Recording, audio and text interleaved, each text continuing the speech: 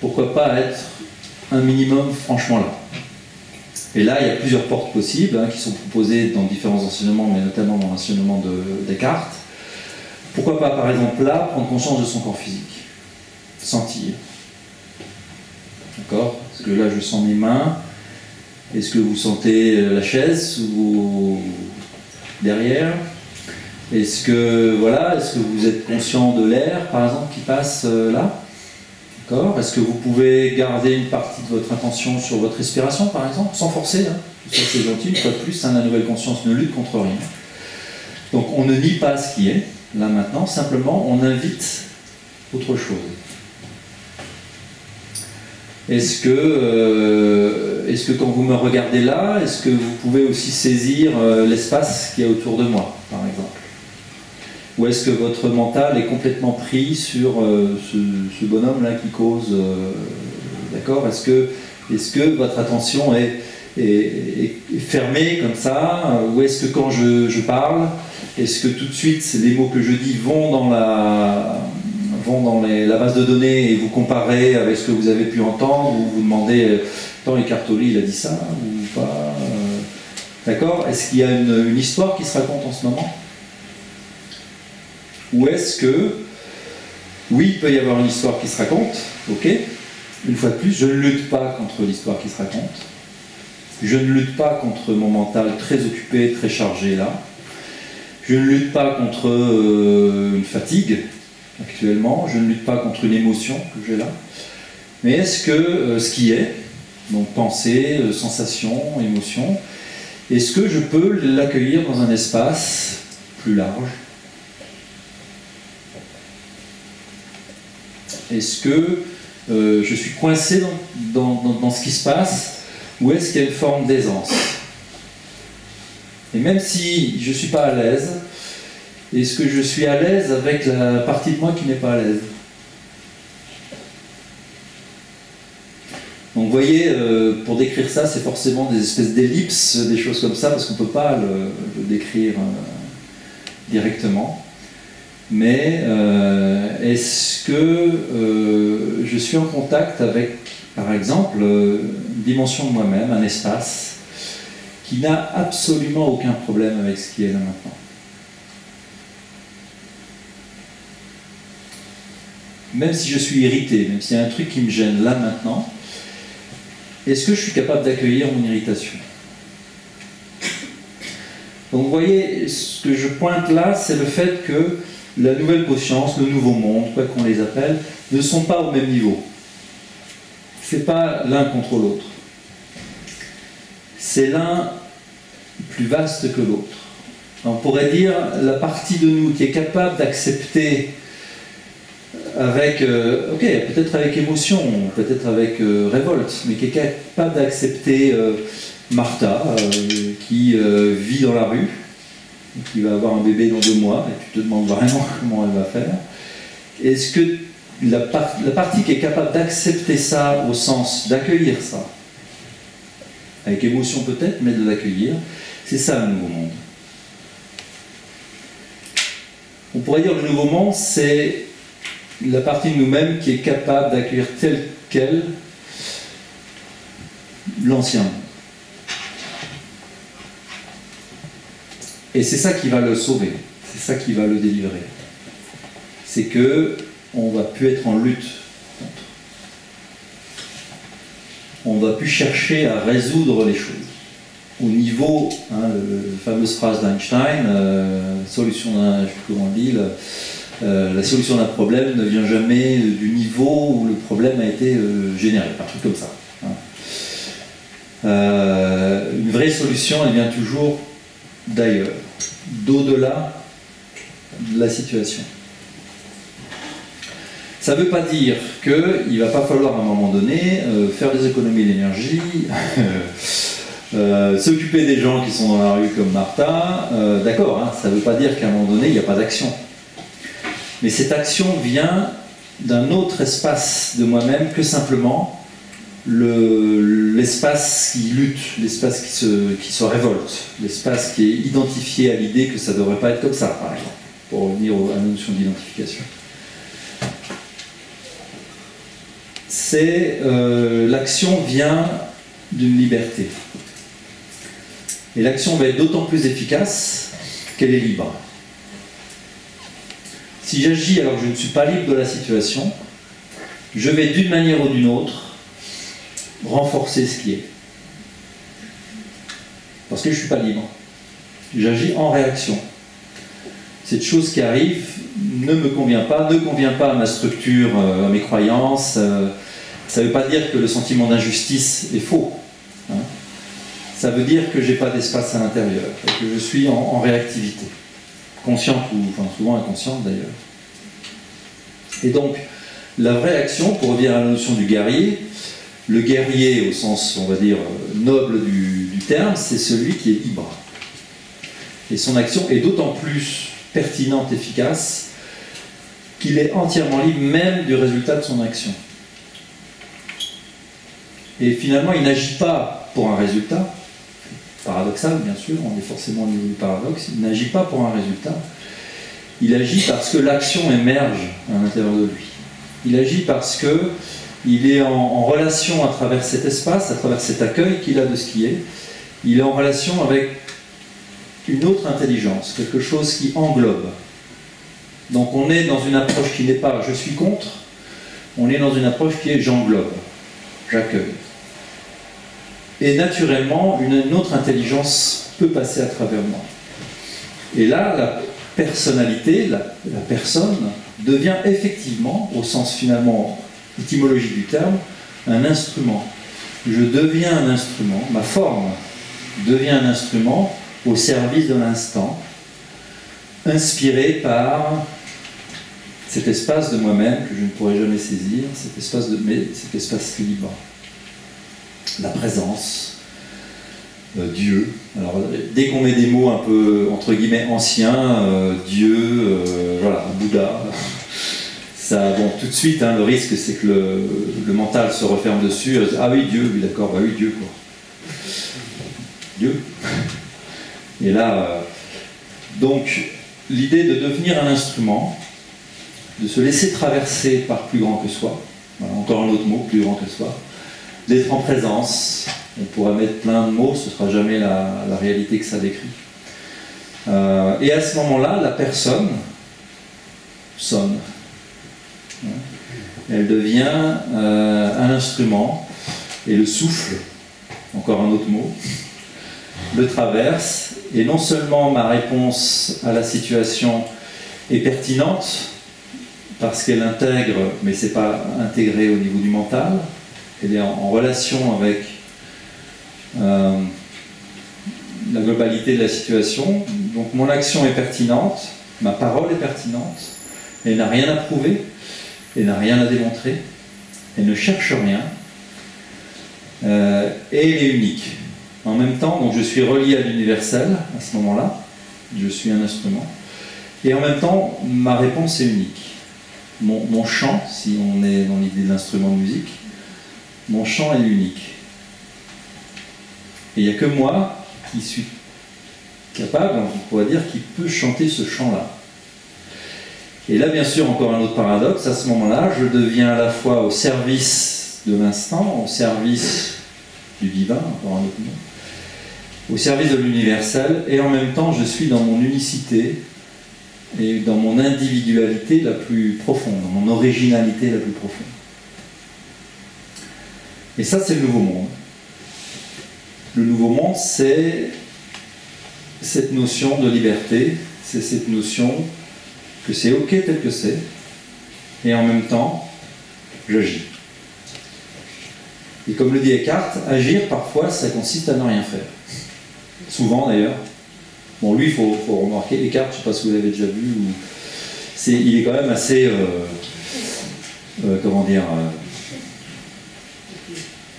il est cool, quoi, hein, tu vois, quoi, assez tranquille. Hein. C'est pas un foudre de... Mais on pourrait dire, il honore entièrement sa nature, quelque part, hein, sa personnalité, on pourrait dire. Il l'honore entièrement. Et donc, plutôt que d'être possédé par ta personnalité, on pourrait dire, ou être identifié à ta personnalité, tu en es libre et tu l'honores. Et c'est là où si tu te mets à écrire, ce que tu écris va être entièrement original. Et on a chacun notre originalité, et ma sensation sur ce nouveau monde, c'est que chacun pourra y chanter son chant le plus original, le plus pur, mais pas pur au sens d'une idée que tu te mets là en disant la pureté, tu vois. Pur parce qu'il est en lien et il est en connexion. Et on a des capacités secrètes qui sont prêtes à émerger. On arrive à un moment où il va falloir se faire confiance. Il va falloir oser. Il va falloir risquer ses talents. Il va falloir oser chanter chacun notre chant unique. Donc, l'acceptation, ou le lâcher-prise, il n'est pas seulement sur une phase, c'est un aspect du lâcher-prise, donc on va dire, si on prend les termes yin, vous voyez, réceptif, il y a toute cette dimension réceptive d'accueillir ce qui est. Mais cet accueil, il est aussi, quel est mon don? Quelle est ma contribution unique? Et je l'approcherai d'autant plus que je ne vais pas la saisir, évidemment. Quand on dit quel est mon don, tout de suite, il y a dans le mon, il peut y avoir une saisie de l'ego, bien sûr, qui revient. Donc, on pourrait dire, quel est le don qu'il n'y a que moi qui peut le chanter, qui peut l'offrir. Et là, il faut oser. Il faut oser faire des conférences sur un sujet qui vous intéresse, par exemple. Il faut oser écrire les poèmes qui vous ont toujours chatouillé quelque part. Il faut oser, je sais pas, faire des enfants. Il faut oser. Il faut oser entendre le chant intérieur. Donc l'acceptation, l'accueil, la dessaisie, la désidentification, la rencontre de sa souffrance intérieure, ça c'est un aspect pas agréable, certes, mais à un moment donné, d'une manière ou de l'autre, indispensable. Et là, Eckhart a introduit une notion qui est assez intéressante, que j'ai trouvée très utile, c'est la notion de corps de souffrance. Donc le corps de souffrance, c'est un nom pas très sympa, c'est clair que t'as pas trop envie de le rencontrer déjà, tu dis bon, il faut que tu rencontres ton corps de souffrance, déjà là, tu dis bon, c'est sûr, c'est sûr que c'est obligé. Donc, un concept qui peut vous être utile, la notion de corps de souffrance, c'est l'agglomérat des énergies ou des émotions négatives à l'intérieur de nous. Dans certaines approches, on va l'appeler l'ombre, par exemple. Donc c'est cette partie de nous-mêmes très désagréable qu'on ne veut pas montrer, qu'on ne veut pas voir. Donc c'est souvent, par exemple, voilà, t'es petit, vous vous rappelez, vous êtes petit. À un moment donné, tu vas d'une belle colère bien costaud, et on te fait comprendre que parfois, un petit peu même manu militari, on te fait comprendre que non, là, chez nous, pas de ça. D'accord ? Donc cette expression qui était finalement l'expression d'une énergie de vie, okay, qui a pris une certaine couleur à un moment donné, désagréable peut-être pour l'environnement, tu intègres le fait que c'est pas bon, que tu risques, voilà, après c'est toujours relié à une peur, là, au fond, tu risques d'être abandonné, etc. Et tu vas donc mettre ça, voilà, tu réprimes, tout ça c'est des notions de psychologie classique. Tu mets ça sous le tapis. Tu veux pas voir. Ça, pas bon. Colère, pas bon. Tristesse, pas bon. Voilà. Partie émotionnelle. Cette partie-là, c'est une énergie de vie en fait qui est enfermée, captée. Et paradoxalement, parce que tu l'as jugée, donc là c'est le mental, tu as intégré une croyance à un moment donné que cette émotion n'était pas bonne. Et parce que justement tu la refuses, tu la maintiens. C'est-à-dire que c'est justement le fait que tu la réprimes et que tu ne veux pas la voir qui la maintient dans cette forme-là. Pourquoi? Parce que l'émotion, c'est comme tout, c'est une forme, hein, c'est une énergie, c'est une forme. Et une forme est destinée à naître, grandir et mourir. Et paradoxalement, c'est parce qu'on ne veut pas voir ces émotions cachées qu'on les maintient, qu'elles survivent quelque part. Je trouve cette notion assez intéressante et que c'est justement l'inverse, c'est-à-dire que si tu leur laisses la place, alors ça ne veut pas dire qu'il faut exploser n'importe où, d'accord, hein, mais si tu leur laisses la place à un moment donné dans ta conscience, c'est ça qui va, tu acceptes, on est de nouveau sur la notion d'acceptation, tu acceptes que tu vis ça à ce moment-là, tu lui laisses la place, et comme c'est une forme, tu ne sais pas combien de temps ça va durer, d'accord? Ça, d'accord. Autre lâcher prise. Tu ne sais pas combien de temps cette émotion très agréable va durer, mais à un moment donné, elle va d'elle-même se dissoudre. Et donc, le guérisseur en nous, la partie qui guérit, c'est justement la conscience, l'espace que tu offres à ce qui est, à ta réalité intérieure. Donc de nouveau, on est sur la notion que c'est pas toi qui fais. Hein, c'est pareil, tu ne peux pas te mettre un programme en disant ma souffrance intérieure dans 3 ans, d'accord? D'une part, ça c'est l'ego, puisque de nouveau on est dans la notion de temps, de futur, donc c'est facile, hein, c'est plus tard. D'autre part, tu es sur la notion de contrôle. Donc à un moment donné, il faut accepter de vivre ta réalité intérieure, telle qu'elle est, et c'est parce que tu l'acceptes qu'elle va se libérer. Et après, il y a plein de formes possibles, chacun a son chemin, et de toute façon, si vous remarquez bien, la vie, à un moment donné, va vous mettre dans une situation où vous devez rencontrer une réalité intérieure, où la situation n'est que le reflet, ou l'expression, ou l'invitation d'aller rencontrer cette réalité intérieure. Et ça, c'est un chemin très important, c'est un point important sur le chemin. Si vous êtes là, c'est que vous l'avez déjà passé, ce point. Vous en êtes là, c'est le moment où on dit ça dans certains enseignements, je retourne mon regard vers l'intérieur. Et ce qui m'arrive, je ne vais pas me plaindre continuellement des autres, de la situation, de ce qui m'arrive. Ça ne veut pas dire que je vais rester scotché dedans, hein, d'accord? Une fois de plus, l'acceptation, ça ne veut pas dire que je ne fais rien. Ça veut dire que intérieurement, j'ai une relation où je vis ce qui est. J'honore la réalité telle qu'elle est là maintenant. Je reconnais que cette réalité, souvent c'est d'abord la réalité intérieure, elle est mon maître. Et Eckhart a cette conception-là du chemin spirituel en disant le premier maître, c'est la vie.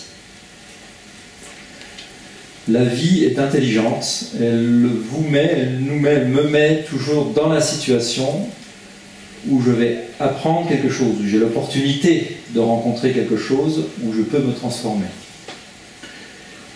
Et si vous êtes sur ce chemin-là, des fois tu as l'impression d'avoir passé une super grosse étape, tu dis « Ah, ça y est ». Et évidemment, tu as un truc encore plus gros qui t'arrive. Vous avez remarqué? Et là tu dis « Merde, c'est pas possible. Je pensais que… » Tu vois, hop, ça y est, tu t'es refait un truc dans ta tête. Je pensais que… Et là, il y a un petit truc moi, qui m'a beaucoup aidé, c'est, ok, tu regardes les choses à l'envers, tu dis, si la vie t'offre cet obstacle-là maintenant, c'est que tu as la présence nécessaire pour le vivre. Tu renverses. Tu ne te places pas en victime de la situation. Hein, parce que qui victimise? L'ego. C'est un super rôle, ça, parce que s'identifier, tu peux t'identifier au truc positif, mais aussi c'est très très pratique, je vous le conseille, enfin non, c'est l'identification au truc négatif. Ça c'est super, donc victimiser, trop cool, tu vois.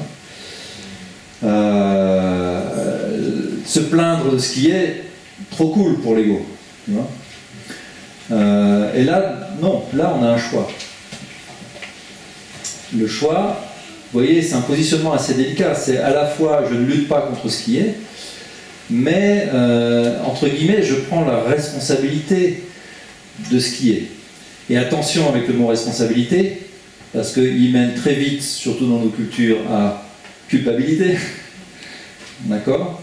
Donc il s'agit de devenir responsable, mais pas au sens c'est de ma faute, au sens vraiment, vous avez remarqué, j'aime bien l'étymologie du terme, responsable, c'est able, able en anglais, ou able, ça veut dire capable.